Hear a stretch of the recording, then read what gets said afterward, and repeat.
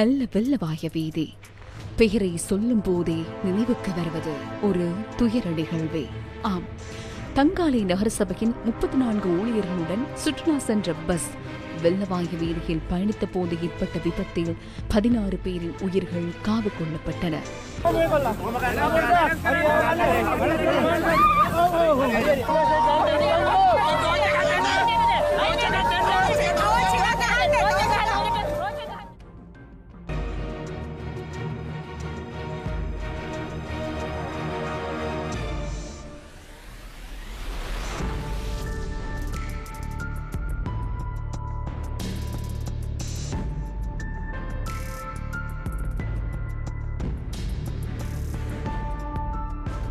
இந்த விபத்தில் காயமடைந்தவர்களில் சிலர் இன்று வரை பூரணமாக சுகம் பெறாமல் சிகிச்சை பெற்று வருகின்றனர்.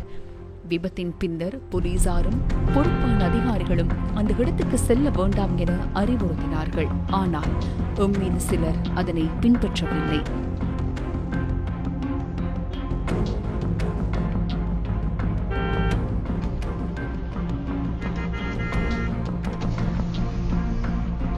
அதிலும் முக்கியமாக பஸ் சாரதி ஒருவர் அந்த ஆபத்தான பகுதியில் வீதியை மறைத்துச் செய்த செயல் மேலும் உயிர்களுக்கு ஆபத்தை ஏற்படுத்தக்கூடிய ஒரு செயலாகும். இந்த சம்பவத்தின் வீடியோ சமூக ஊடகங்களில் பகிரப்பட்டதுடன் பலரும் இந்த செயலுக்கு சட்ட நடவடிக்கை எடுக்கப்பட்டதா என கேள்வி எழுப்பத் தொடங்கியுள்ளனர்.